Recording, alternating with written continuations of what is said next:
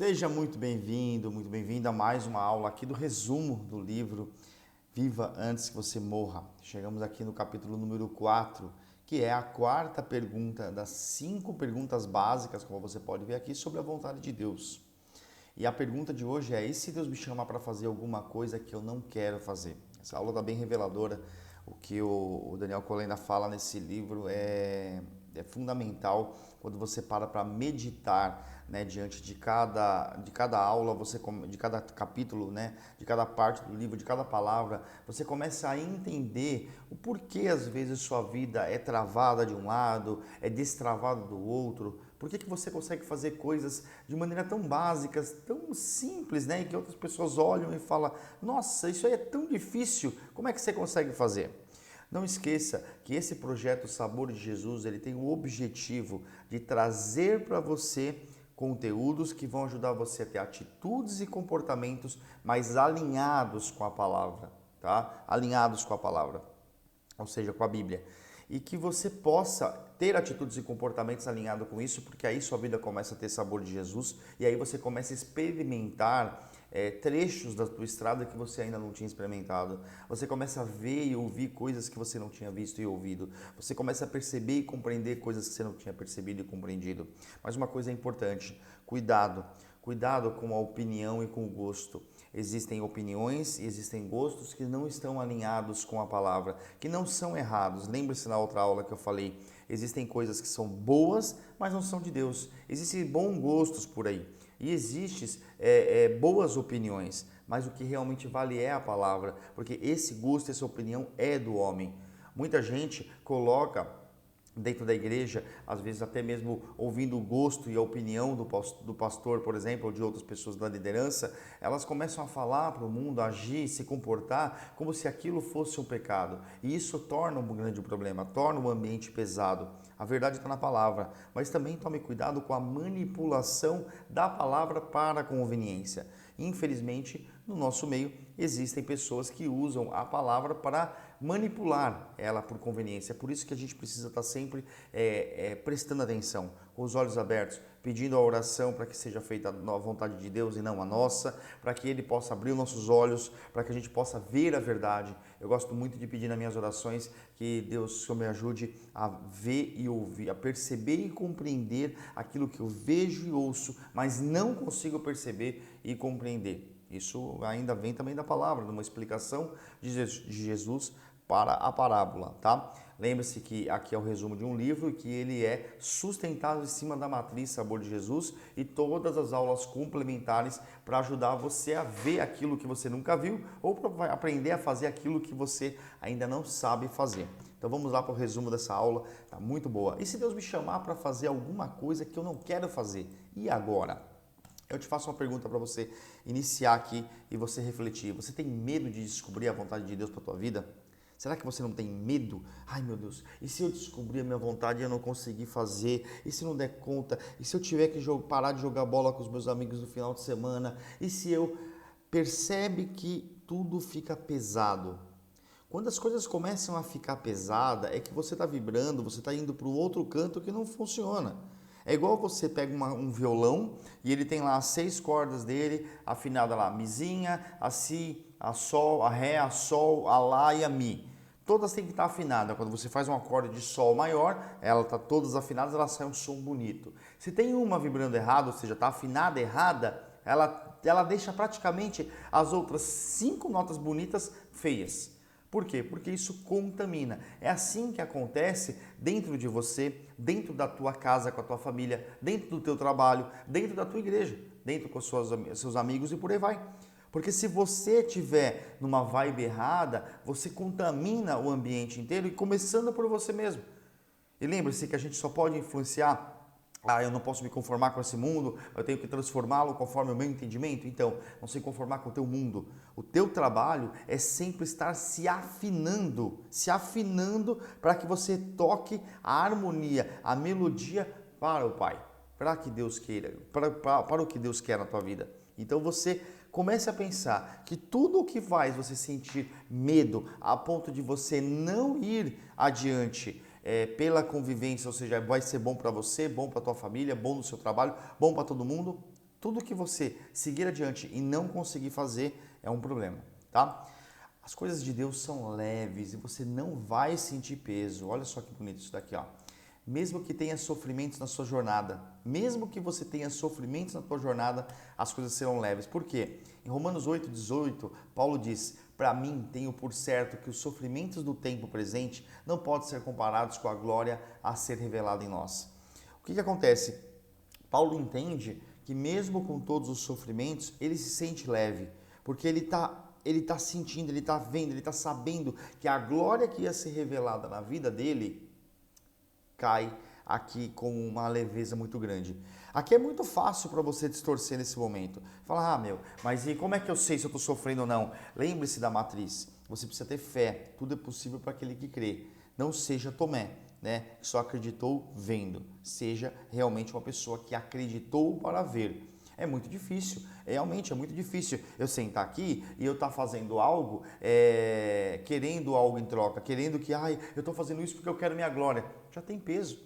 Eu estou aqui fazendo porque é gostoso falar sobre isso. Eu estou aqui fazendo isso porque é bom compartilhar isso com você. Eu estou fazendo isso porque é bom saber que a tua vida hoje pode ser um pouquinho melhor hoje, porque é uma coisa que eu falei para você.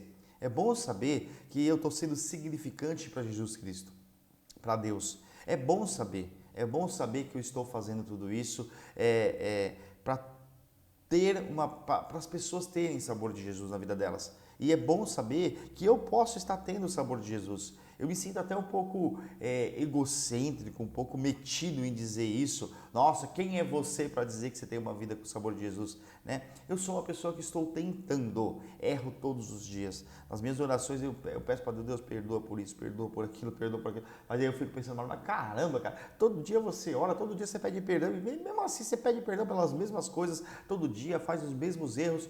Pois é, se a gente não parar com a vontade, porque Deus não vai tirar simplesmente aquilo do nosso caminho sem o nosso próprio esforço. A gente precisa tentar. O sofrimento ele faz parte, mas o quanto você sofre, a quantidade de tempo e a quantidade de sofrimento, né, o peso daquele sofrimento, depende mais de você do que de Deus.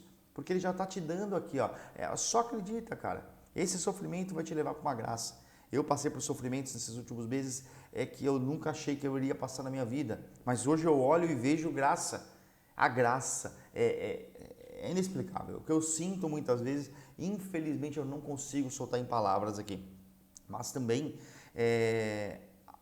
tem experiências que a gente tem com Deus que a gente não vai conseguir contar. E mesmo que você consiga expressar em palavras, as pessoas não vão conseguir entender, porque é único. Deus é tão perfeito que Ele faz até isso. A experiência que você tem com Ele é única, é diferente. Mesmo com dificuldades, com provações e com sofrimentos, quando você está na vontade de Deus, há uma graça inexplicável que te acompanha. Mesmo que seja difícil. Hoje eu passo por grandes dificuldades em outras áreas, hoje eu tenho grandes dificuldades de mudanças, de um monte de coisa que me traz sofrimento, que me traz provocação, que me traz dificuldade, que me traz um pouco de medo, que me traz uma renca de coisa. Mas mesmo assim eu sinto algo leve, eu sinto algo tranquilo, algo de graça. É que quando a gente traz pra gente, o peso fica pesado. Mas quando você fala, Deus, segura esse peso pra mim, eu vou fazer o que o Senhor tá me mandando, mas segura pra mim, por favor. Ele fala, beleza, vou aliviar um pouquinho, mas vai andando aí. Conforme você andar mais, eu vou aliviando um pouquinho mais. É como se fosse isso, entendeu? E aí uma coisa importante para te aliviar em relação a essa pergunta. A graça vem com o dom. Quando você entender que a igreja, né, Jesus Cristo é a cabeça, igual no casamento, né? Isso é bíblico, está na palavra.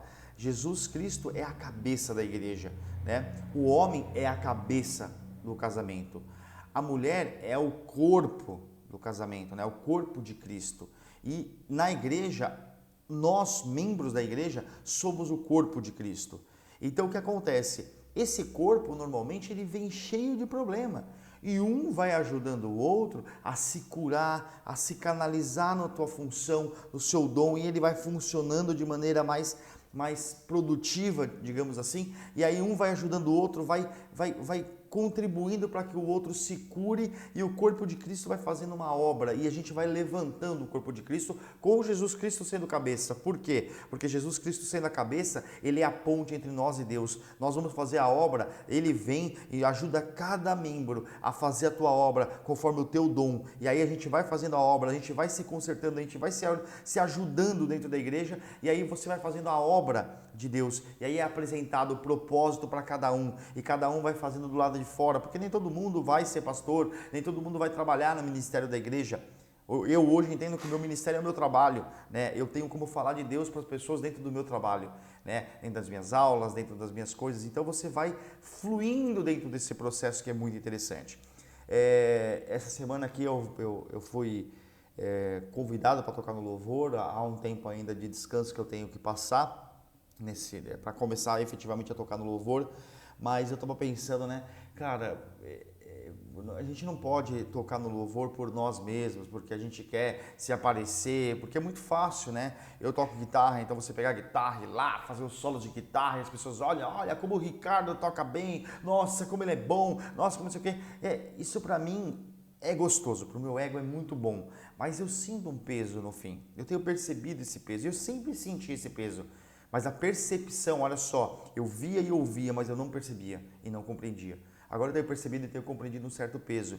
E eu usei uma analogia muito grande. Cada pessoa que chega na igreja, ela vem com uma pedra que entrou no coração dela, infelizmente, petrificou ela e ela vem fechada, ela vem travada. E o louvor, conforme ele é colocado, né? Você coloca a maneira como cada instrumento, a maneira como cada música é tocada, cada voz sai daquelas caixas de sons, é como se fosse um ataque direto a essa pedra. E essa pedra ela começa a rachar. E você não precisa tirar a pedra da pessoa, você precisa apenas fazer uma pequena rachadura nela. Porque quando tem rachadura, entra a luz. Quando não tem rachadura, só fica escuro. A pessoa está escura. Quando o teu louvor quebra, quebra aquela pedra no meio, racha ela, a luz ela entra. E a luz é do louvor e a pessoa ela vai se restaurando de dentro para fora. Ela vai indo, ela vai sentindo, ela vai fluindo. E aí vem a palavra e vem todo o movimento. E no final, quando vê, ela está muito mais leve, porque aquela pedra rachou, aquela pedra está dividindo e Deus já começou até a tirar um pouco daquela pedra. Só que você não pode parar, senão ela volta para o lugar. E aí você chega em casa, a sua atitude, o seu comportamento começa a melhorar e as pessoas começam a sentir a sua mudança e você começa a continuar agindo e se comportando conforme Jesus quer, conforme a Bíblia. Você começa a ler a Bíblia, começa a entender as coisas, começa a assistir esse projeto, começa a ler, começa a fazer a obra, vai no outro louvor. A minha igreja que eu frequento hoje é uma igreja em células, vai na igreja, na célula, vai no culto, vai na sua missa, vai onde você quiser, mas você começa a participar da obra, você começa a entender que você está se movimentando para Deus. E aí aquela rachadura ela começa a abrir, e aos poucos, durante muito tempo, você vai removendo aquelas pedras. Mas não esqueça, a partir do momento que você se levantou para andar na fé, para remover a pedra, o diabo vem atrás com medo. Você dá um vacilo e encaixa de novo. Você não pode vacilar por isso, tá? Então entenda uma coisa, a graça vem com dom. Nós vamos conseguir atingir a medida da estatura do corpo de Cristo com um corpo coletivo. Então, ou seja, Jesus foi o maior corpo de Cristo que existiu. Ele tinha tudo dentro dele. Mas quando ele subiu, ele deixou uma missão para que dentro da igreja, a gente como membro da igreja, nós possamos ser com um corpo coletivo, atingir a medida da estatura de Cristo. Né? Isso não é arrogância, não é egocentrismo. Está escrito. Dentro da igreja nós podemos ser da altura de Jesus Cristo se a gente trabalhar como um corpo coletivo. Por isso que Deus deu à igreja, né, às pessoas da igreja, 5 dons para nos ajudar a atingir essa plenitude. Quais são os 5 dons? Ele deu o dom do apóstolo, o dom do profeta, o dom do pastor, o dom do evangelista e o dom do mestre. Esses 5 dons, Jesus Cristo tinha os 5 em grande abundância dentro dele. Ele foi o maior de todos. Só que quando Jesus Cristo subiu, ele deixou 20% para cada pessoa. Então ele deixou 20% do dom apostólico para o ser humano, 20% do profeta, 20% do pastor, 20% do evangelista e 20% do mestre. Tá? Então, por quê? Porque é isso que ele precisa dentro da igreja, cada pessoa na tua ostra, fazendo a tua obra, fazendo a tua parte como um membro, né? O meu braço não tem como andar. Tem gente que quando não tem as pernas aprende a andar com os braços. Meus pés, eles não foram feitos para escrever, mas tem gente que aprende a escrever. Você treina, mas há uma certa dificuldade. Não é natural. Então, tudo que é natural é mais fácil. Junto com o dom vem a graça, que é importante. Quando você recebe um dom, né, um dom de Deus, alguma coisa que você vai usar para fazer a tua obra, ele vai te dar na medida de graça que você precisa para o dom que ele deu. Exemplo, eu adoro ensinar. Eu acredito que o meu dom seja ligado ao ensino. Eu lanço esse projeto. Eu sei que eu falo rápido, eu tenho várias coisas para corrigir dentro das minhas autopercepções em relação à minha comunicação, mas eu gosto de ler, eu gosto de compartilhar. Então, e eu sinto isso de uma maneira muito firme. Eu acordo de madrugada para gravar essas aulas, para ler, para resumir as aulas, para fazer. Isso aqui hoje que você está vendo, eu comecei a resumir ela antes das 6 da manhã, para conseguir chegar aqui e gravar. É leve, é tranquilo, porque Deus dá a graça quando você precisa fazer algo com o dom que Ele te deu. Você precisa entrar em parceria com outros membros e se tornar um participante da graça deles. Você precisa entender que você não é igual aos outros, os outros não são iguais a você. Tem 2 princípios que eu vou aprender ali, 2 lições bem legais que eu vou te ensinar ali, que está escrito no livro, inclusive. Quando você soma com uma outra pessoa, a pessoa ela tem o dom dela, ela tem a graça dela. E quando ela tem o dom dela e tem a graça dela, e ela está fazendo a sua, você se soma aquilo. Quando você se soma aquilo, você ajuda, você participa da graça dela e ela participa da sua graça. Olha que interessante. E isso vai edificando o corpo de Cristo. O Daniel Kolenda, o pastor Daniel Kolenda, ele dá uma ideia bem legal lá, que é a seguinte. Quando você ganha um presente de Natal, e você abre, aí é um carrinho e ele está sem a pilha, como é que você se sente? Mal. Deus nunca vai fazer isso com você. Se Ele te dá um presente, o presente é o dom, Ele vai te dar a pilha é a graça. Sabe quando você fala assim, a pessoa faz uma brincadeira com você, você fala, não vi graça nenhuma. Por quê? Você não gostou daquilo, não foi graça, não teve graça para você. Aquilo que é graça é leve, é de boa, é tranquilo. As pessoas olham para você e falam, meu, como é que você faz isso de uma maneira tão simples, é a graça. E você precisa perceber isso, você precisa colocar em prática isso. Você precisa fazer essa graça entrar, você precisa usar essa graça para usar o seu dom para fazer a obra. Eu estou lendo o livro de, se não me engano, é Eclesiastes, que é um livro do Salomão, né? Deixa eu ver aqui, Eclesiastes.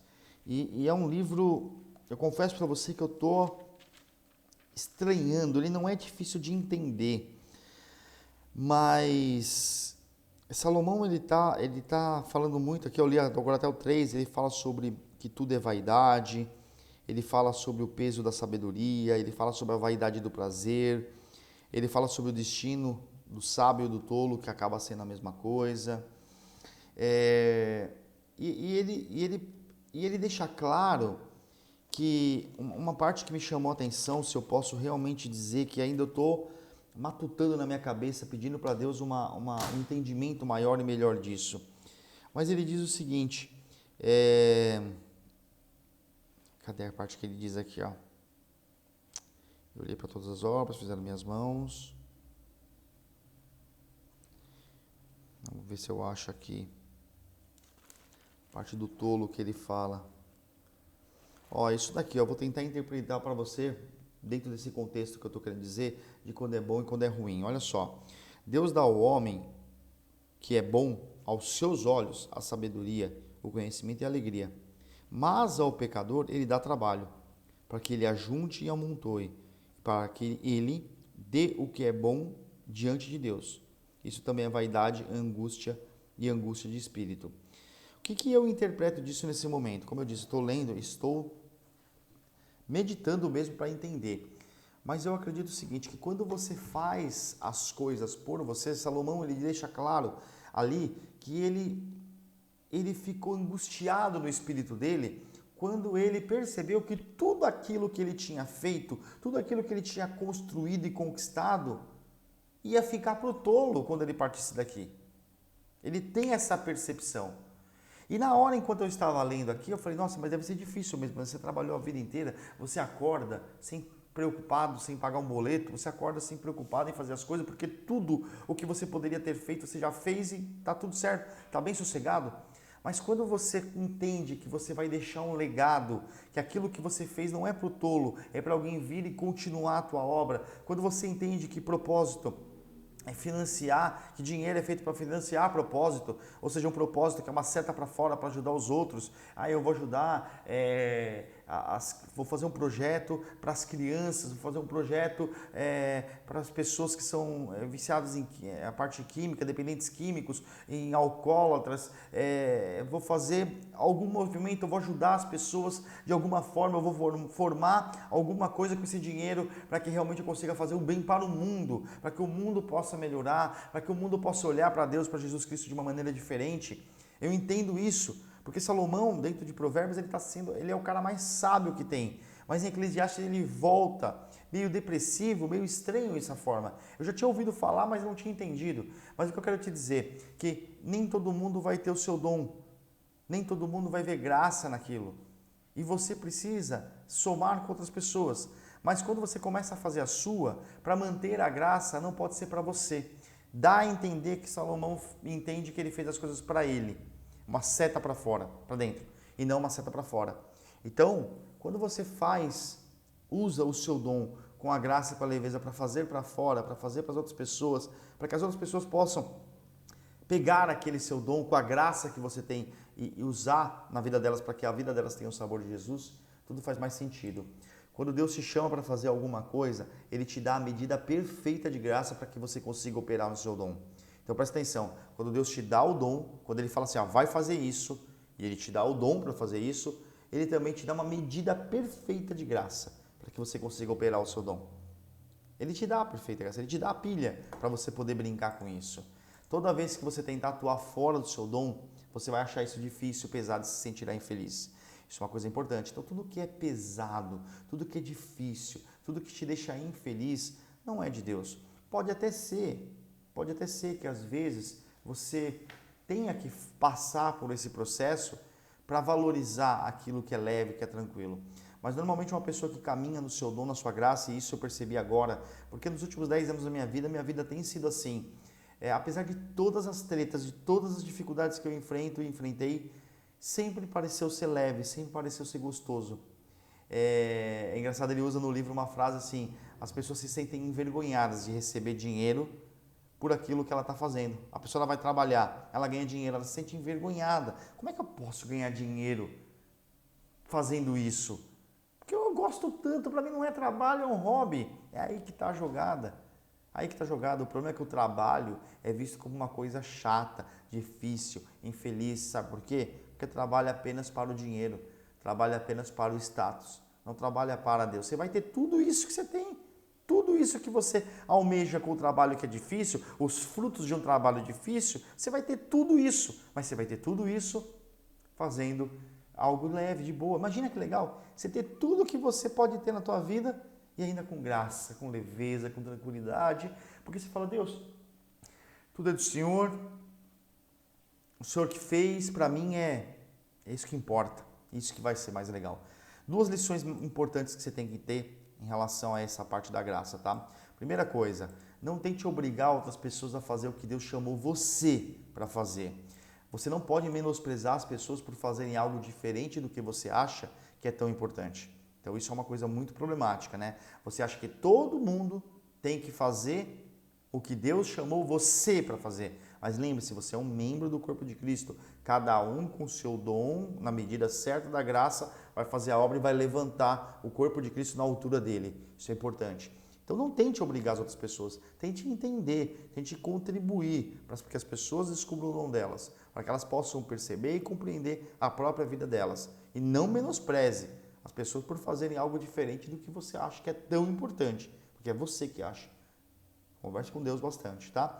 Para finalizar, a segunda lição, se você acha que todos deveriam estar fazendo determinada coisa, é provável que esse seja o seu chamado e não dos outros, beleza? Então, essa aí é a quarta pergunta. Nós vamos para a quinta e fechar essa primeira parte do livro aqui das 5 perguntas básicas sobre a vontade de Deus para a sua vida. Não deixe de ler o livro, não deixe de ouvir os resumos, não apenas uma vez. Ouça, medite, dê pausa, anota. Usa esse projeto para que realmente você possa fazer uma grande obra. E lembre-se, Deus não dá disposição, Ele não promete disposição. eu tenho que estar disposto a fazer isso e colocar aqui, você tem que estar disposto a vir aqui e receber isso e realmente utilizar isso na sua vida. Torne útil isso, torne isso imprescindível na sua vida. Fica com Deus e espero que realmente você esteja no caminho todos os dias de ter uma vida com o sabor de Jesus todo santo dia. Um abraço e até a próxima aula.